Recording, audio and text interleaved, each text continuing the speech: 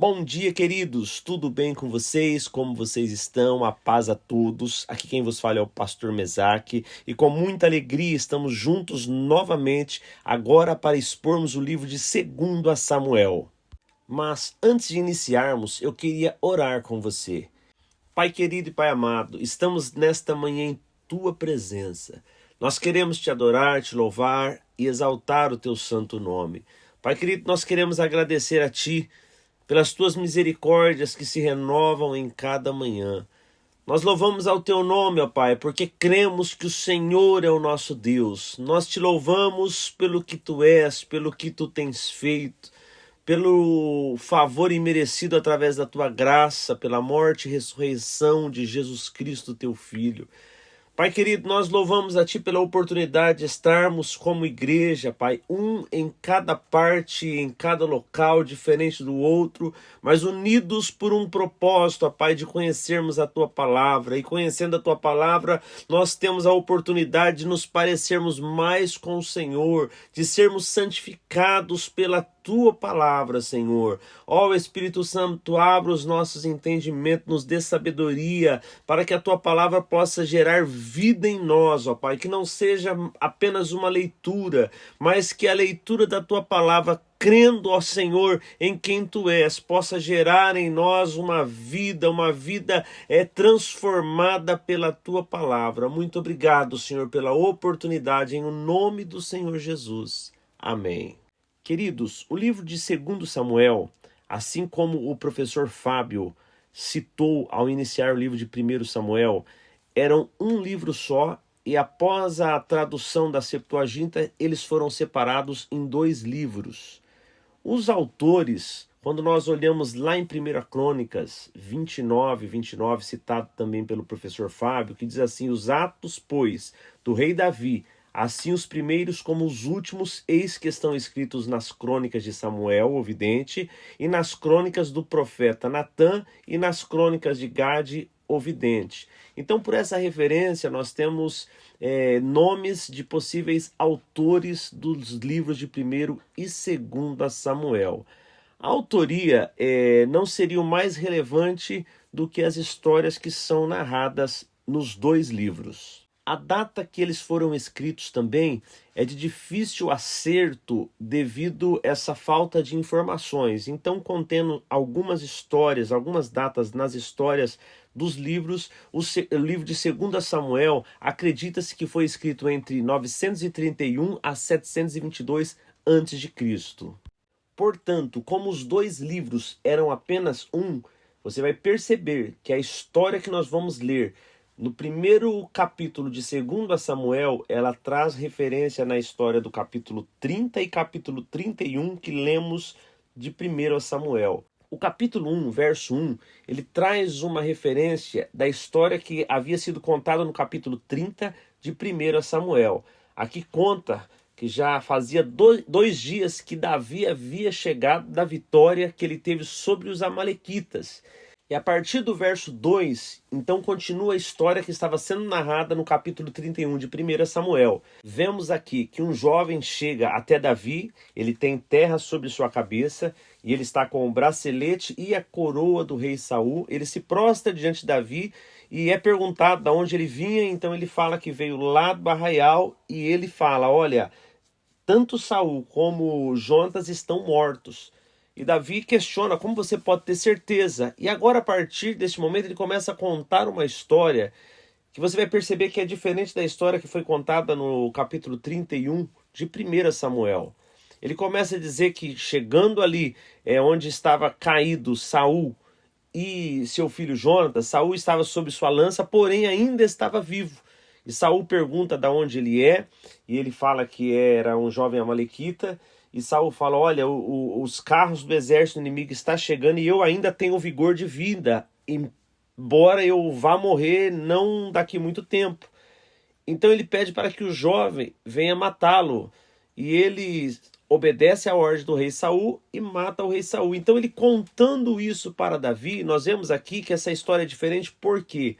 Esse jovem, sabendo que o rei Saul estava morto e que Davi seria o novo rei, o sucessor, ele estava aqui ganhando politicamente, tentando ganhar um espaço com Davi para que no próximo reinado, o reinado de Davi, ele tivesse de repente algumas vantagens.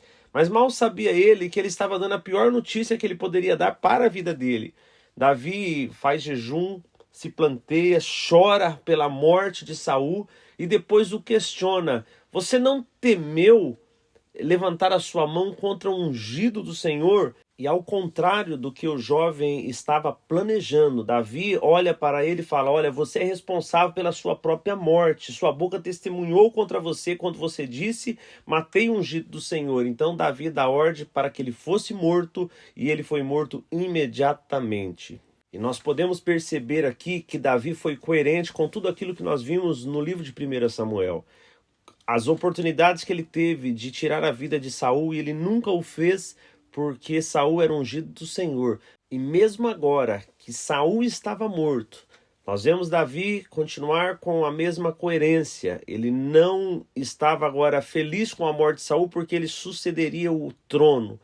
A tristeza de Davi é que alguém ousou, não temeu tirar a vida do rei Saul, mesmo que ele estava próximo de sua morte. Não teve nenhum temor de tocar no ungido do Senhor. Então Davi executa esse jovem, porque Davi sabia que ele seria rei, mas ele não queria que isso fosse através de manipulação humana. Ele sabia que no tempo certo o Senhor o colocaria no trono. Dos versículos 17 ao 27, nós vemos agora o lamento que Davi fez por Saul e Jonatas. Apesar de toda a hostilidade de Saul por ele, Davi foi generoso com Saul na música que ele compôs em memória dele e de seu filho Jonatas.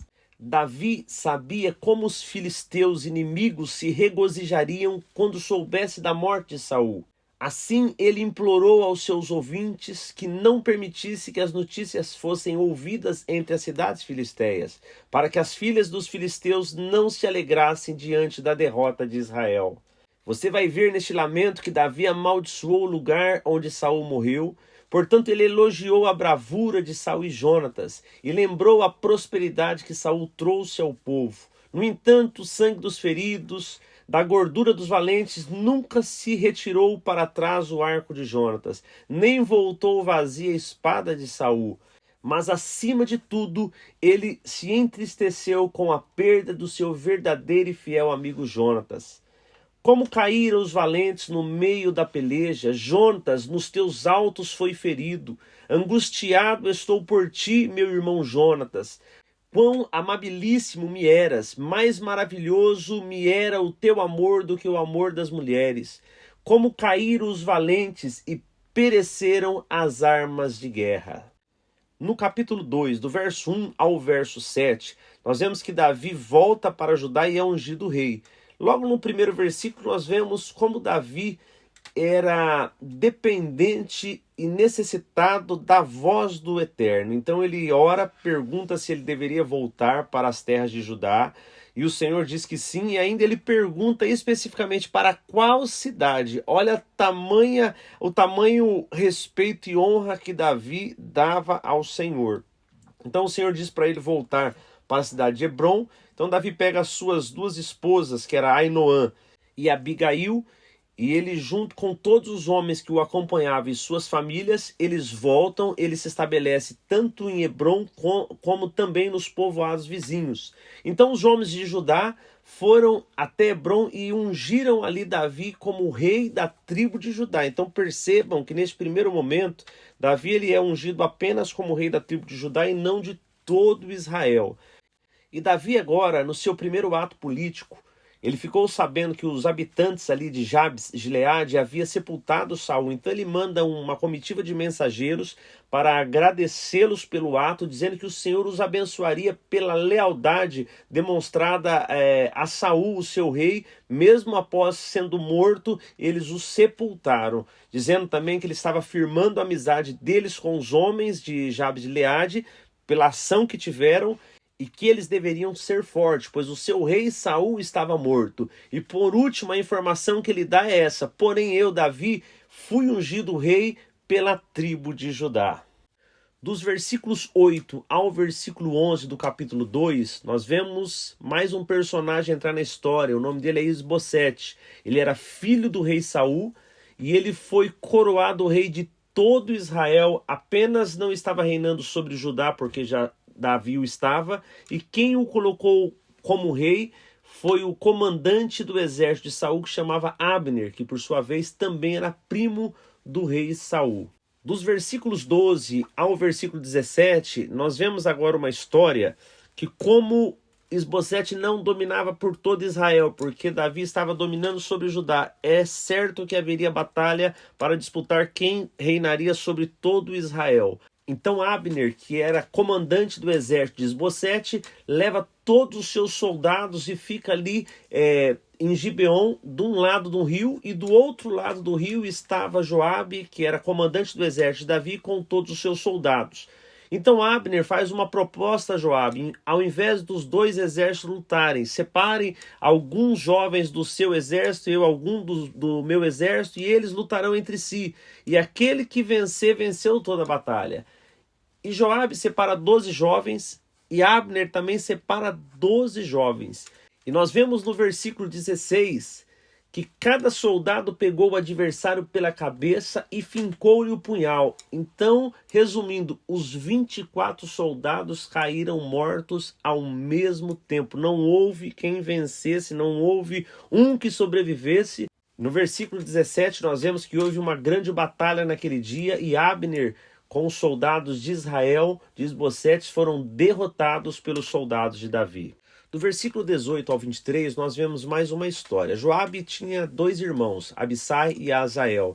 Azael tinha uma característica, ele corria muito. Então ele, perseguindo o chefe do exército de Israel, que era Abner, tentando alcançá-lo para possivelmente capturá-lo, ele não foi feliz em sua caçada. Abner avisou para que ele abandonasse aquela perseguição e ele, não abandonando, Abner acabou usando a sua lança e matando o irmão de Joabe. Dos versículos 24 ao versículo 32, continua a história dizendo que Joabe e Abissai, seu irmão, continuaram a perseguir Abner e perseguiram ele até o pôr do sol. Foi quando Abner gritou para ele: até quando você vai perseguir e matar os seus próprios irmãos?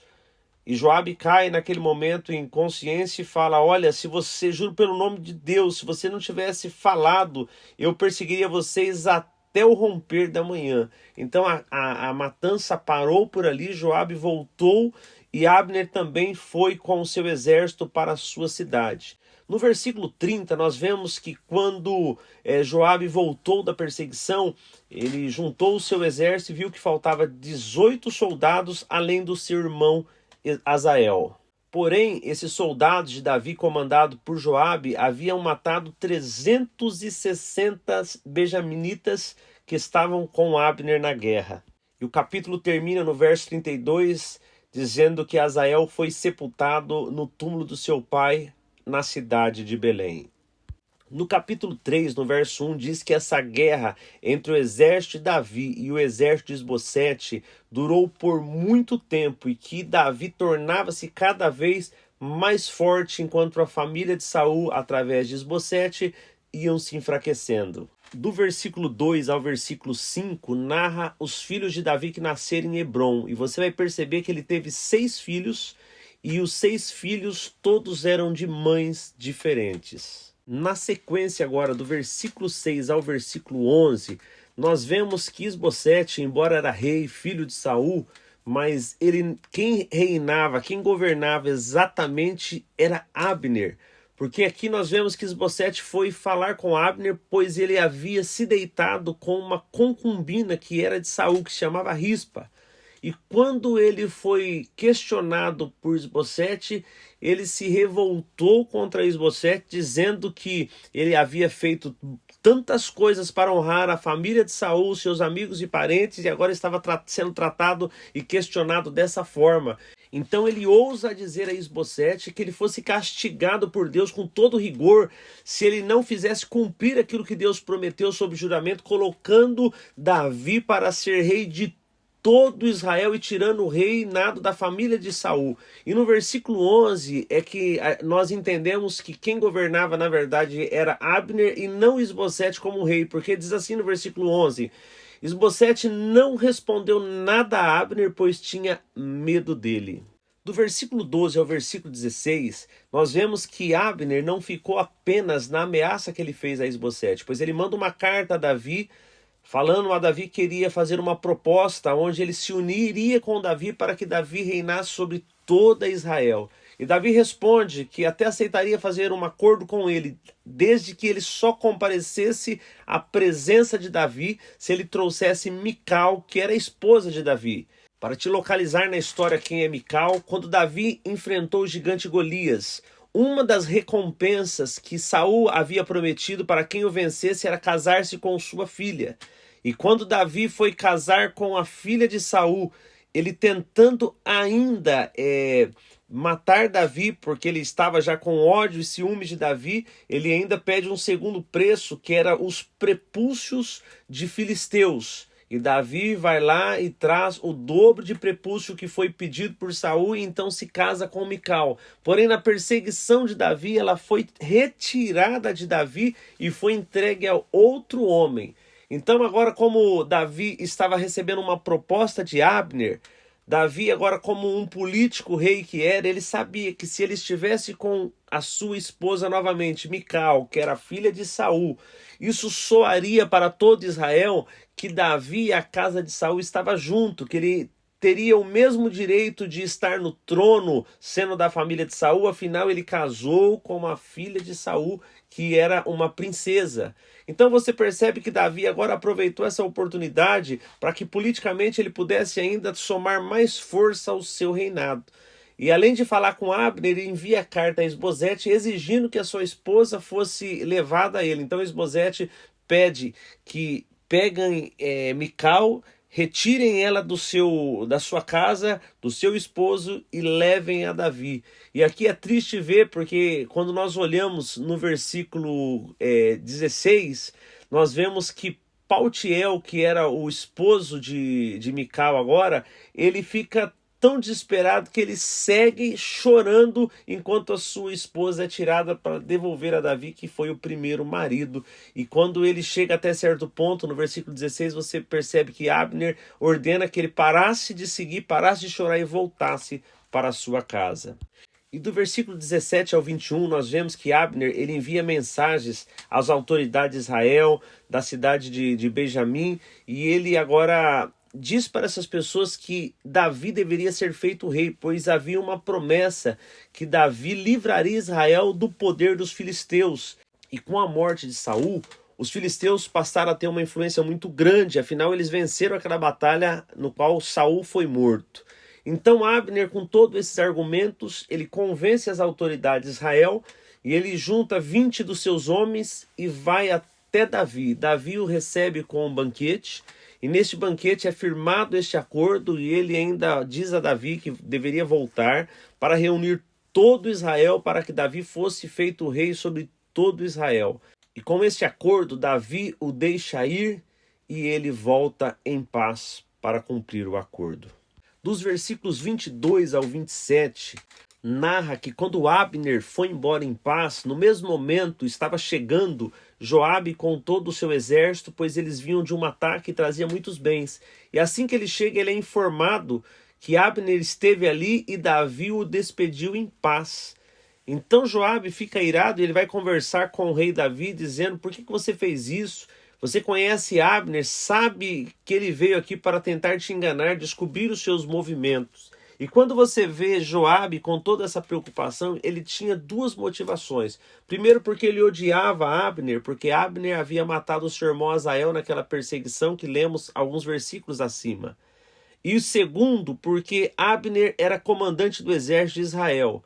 E Joabe, sabendo que havia uma possibilidade de juntar todo Israel, ele tinha medo de perder a sua posição para Abner, porque Abner era um homem muito nobre e era um comandante, então ele saberia que nessa junção, neste acordo, poderia estar dentro do acordo que Abner deveria assumir todo o exército e Joabe teria que estar submisso a ele.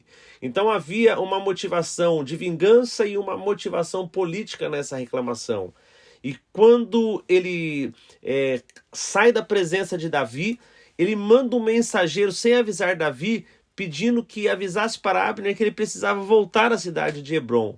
Porém, como Abner tinha sido despedido ali em paz por rei Davi, ele volta inocentemente através dessa mensagem recebida, e quando ele chega ao portão da cidade, Joabe está o aguardando e chama ele para conversar, como se fosse conversar algo particular, retirado ali no canto do portão. E quando Abner se aproxima de Joabe, acreditando que ele daria alguma mensagem que Davi havia falado, Joabe traiçoeiramente mata Abner ali no portão da cidade. E no versículo 28 e 29, nós vemos que Davi fica indignado quando ele soube do ocorrido, e ele fala assim no versículo 28, eu e o meu reino perante o Senhor somos para sempre inocente do sangue de Abner, filho de Ner. E no versículo 29, você percebe que Davi, ele profere uma maldição sobre a família de Joabe. Então ele diz assim, caia a responsabilidade pela morte dele sobre a cabeça de Joabe e de toda a sua família, que jamais falte entre os seus descendentes quem sofra fluxo ou lepra, quem use muletas, quem morra a espada ou quem passe fome. E o versículo 30 termina concluindo dizendo que Joabe e Abissai mataram Abner porque ele havia matado Asael, irmão deles, na batalha de Gibeon. Dos versículos 31 até o 39, nós vemos agora a preocupação de Davi, pois isso poderia causar um grande problema para ele se os líderes de Israel acreditassem que Davi estivesse envolvido na morte de Abner.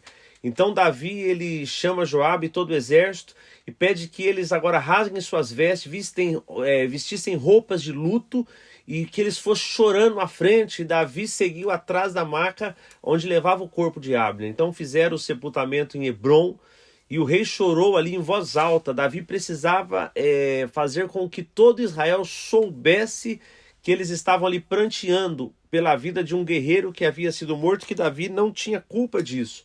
E no versículo 33 e 34, nós vemos que Davi cantou um lamento por Abner, que diz assim, por que morreu Abner?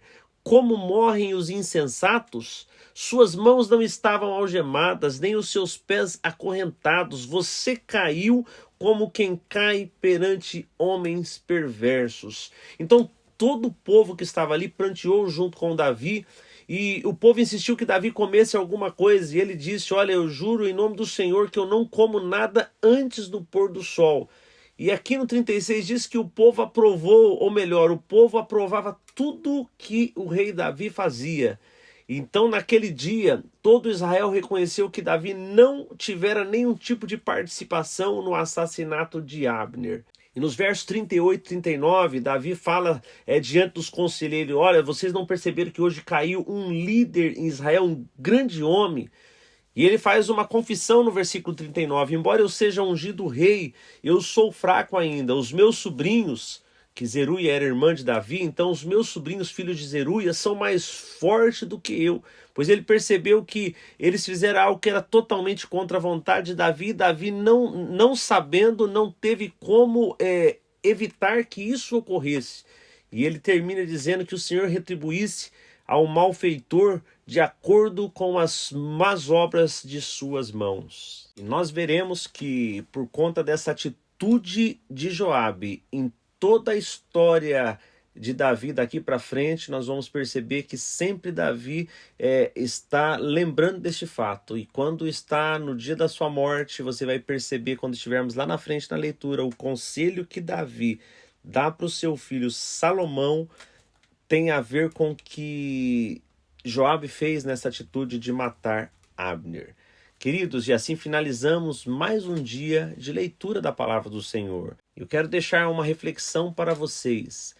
Nós vemos que Davi desde o momento que ele foi ungido rei, as coisas não foram fáceis para ele. A perseguição, as injustiças, e agora ele estava sobre o reinado da da cidade de Judá, da tribo de Judá, e nós vemos que Abner agora estava tentando viabilizar o reinado dele sobre todo Israel, porque Abner conhecia que havia uma promessa, então Abner estava tentando fazer com que a promessa se cumprisse através das articulações de Abner. Porém, Abner é morto por Joabe, e agora Abner, que estava tentando ajudar Davi, ele estava agora colocando Davi numa sinuca de bico. Davi poderia ser totalmente prejudicado porque Abner foi morto por Joabe.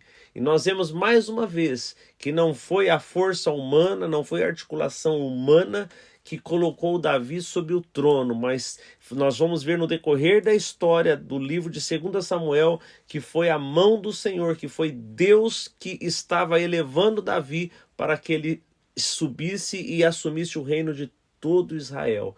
E que você possa fazer uma avaliação da sua vida também. Eu não sei quais são os seus sonhos, quais são as suas aspirações, mas que você possa confiar no Senhor.